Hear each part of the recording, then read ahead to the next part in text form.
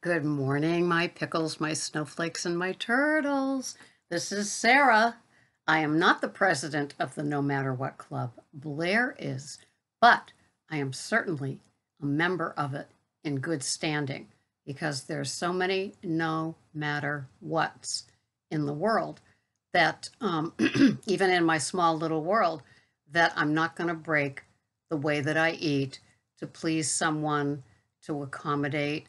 And I've heard it so many times when people were saying that they were at a place and it just had food that just didn't work for them. And because they're fat adapted, they could just wait out the event. I mean, think of it. Sometimes it's like a couple of hours and then they can get home and put together something that will work for them. Other people do the best they can with what they have and they don't fret and stress about it. And I think that's part of the no matter what club as well, that you're adaptable to a situation. You're not looking for grains and sugars. It's not a way to say, oh, I had that because that's all they had. No, it's not permission to cheat and go off the keto, no grains, no sugars, no fruits, no artificial sweeteners, and no diet soda plan. But you do the best you can with what you've got. And that might mean just being only able to have meat or being only able to have a salad that's made with iceberg and it's not your choice. And you ask for olive oil and they give you that vacant cow stare like it's a plutonium or something. It's just funny how that works that way. And so today I've just got a nice, calm day ahead of me, a few errands, compiling my food list for the week. And fortunately, we get to have the yummy things that we have. And, I was able to get I got 2 packages of organic grass-fed 8515 yesterday at the store for $3.99 a package. So those are in my freezer. Those are very, very happy. And later today, I am making I'm making my leftover stew, which really isn't that leftovery. I mean, it's got fresh beef in it, but it has the Brussels sprouts and cauliflower crumbles from the big green egg in it. Not a lot, but some for flavoring. And a couple of you have tried the leftover stew. It's just a simple throw together thing, but it is rich, it is savory, and the cream cheese and butter help it a lot. So today, this is what I am having. Not bad. I'm liking this. So my calories are 1,280. My protein is 70.4. My carbs are 7 total, not net, 7 total. And my fat is 112. Even Steven, if there's never a reason. So what am I having today? Well, it's interesting because I'm having a wee piece of tenderloin. I bought a 2-pack and I always go for under a pound of it because it just works that way. So this is like 0.95 pounds. And the little piece is a lot littler than the bigger piece. And I'll have the little piece. So it might not even be 5 ounces, but I've counted 5 ounces. And with that, I could not find my baby butter lettuce. And I have been to 5 stores. There must be something going on where they make the stuff, grow the stuff, make the stuff. Because, each store I've gone to, and even my beloved Whole Foods that's never let me down, they didn't have it. So I got this romaine kind of mix, organic 365, and it has a little radicchio in it and a few little carrot things in it. And but I did my chronometer camera on it, and so I know that it is accurate. So it might have a little more garbage than a straight just lettuce. So 60 grams of that. And on that, I'm having some good culture cottage cheese. And on that, I am having 20 grams of chopped up bacon on top of that with my 2 tablespoons of oil, 1 macadamia nut oil and 1 extra virgin olive oil. My little piece of steak and sauteed in butter And then on the side, I'm having 2 ounces of Fai full fat yogurt and 1 tablespoon of Smucker's organic peanut butter. And what ingredients are in the peanut butter? Peanuts, and I think salt.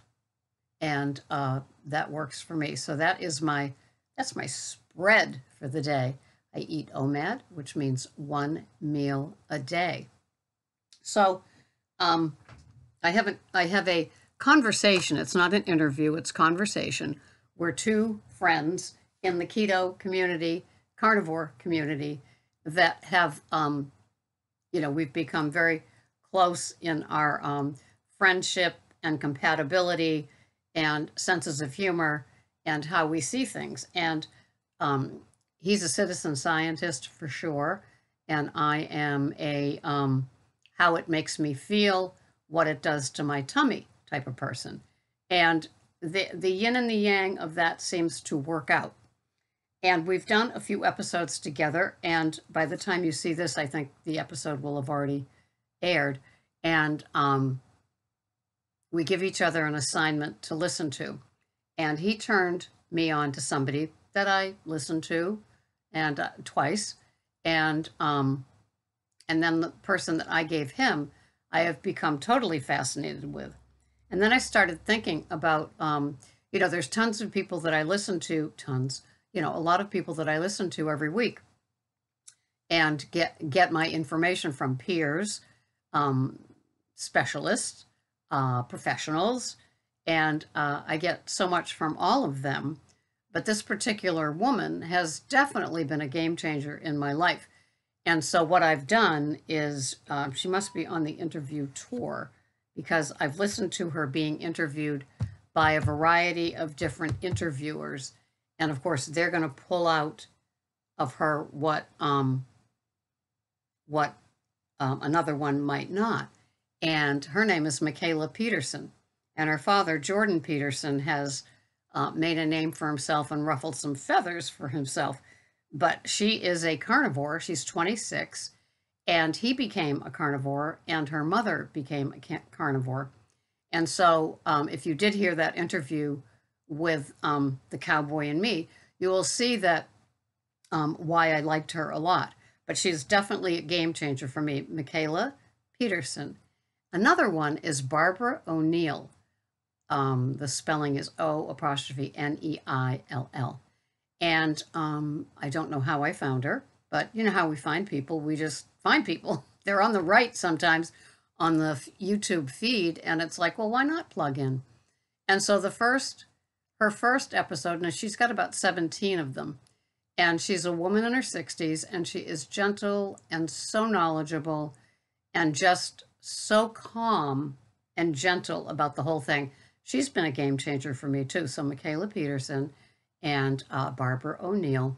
And the game changer for me that was like many years ago was Dr. William Davis with the wheat belly diet. And those 3 have definitely made an impact on my life. And whenever I just want good feed, good information, just solid stuff about foods, supplements, lifestyle, and things like that, some scientific, some, just how it feels, I will tune into them. I like to get a bang for my buck when I'm listening to somebody, and so that's powerful for me. I'm not a Pinterest person. I'm not a keto-fying person. So I steer clear of a lot of Instagram, Pinterest, and certain people that do nothing but show how to bastardize the keto program, I guess. When I'm talking with somebody that's kind of new to me, my flavor, my habits, my philosophy, I always say, think savory, not sweet, because I'm definitely not about the sweet. And some of you might be saying, why don't you have something sweet? You could use a little in your personality. Well, you know what I'm saying. I like things rich and savory, and I love my salts, my Redmond salt, my pink Himalayan salt, my black Hawaiian salt, my ocean salt, and my Celtic sea salt crystals that I put on my tongue, followed by either my triple filtered water with pink Himalayan salt in it and lemon juice, the juice from one lemon, and or my mineral water. And I drink a liter or more of mineral water, sparkling, every day. That's just what works for me. And it could be San Pellegrino, it could be Mountain Valley, it could be my Gerstoller. Am I saying it right, Jim?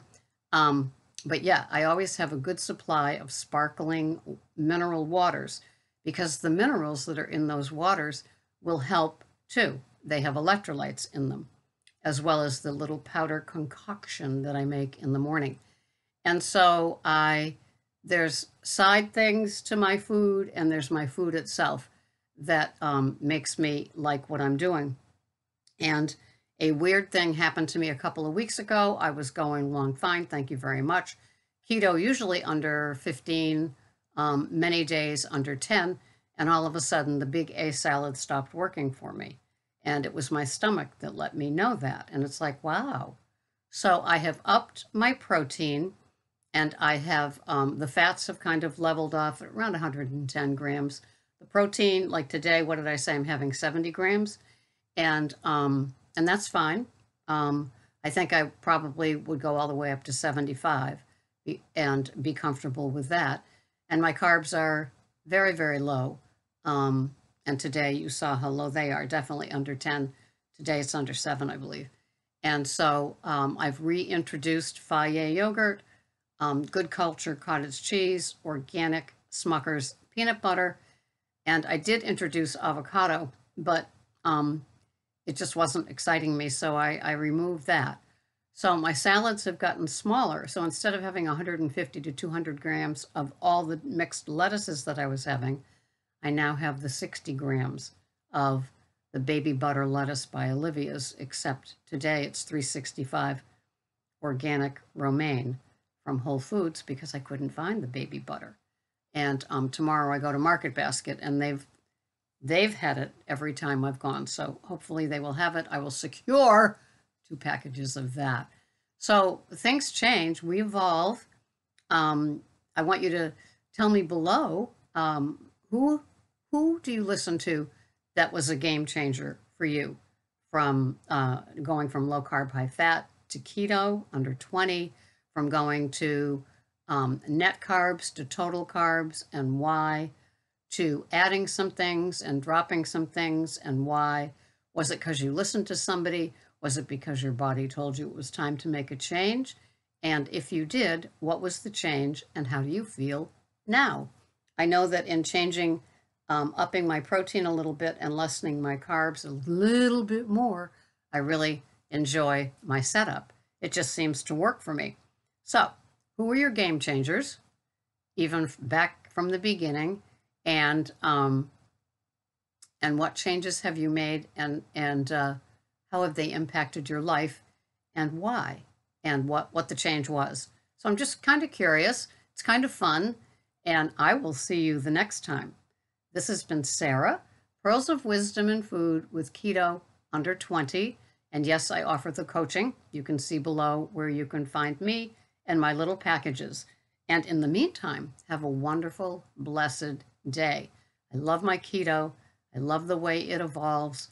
I'm doing things today that I never thought I would do. I'm 68, and I love that this pulls in older people doing keto that have success that they never dreamed of, probably like me in their 40s, 50s, and 60s. It's like, no, none of this is happening. And now here they are, 71, 75, 79. Unbelievable. And I so honor your adventure, your adventureness. So I will see you the next time here. Thank you so much for watching. Bye-bye for now.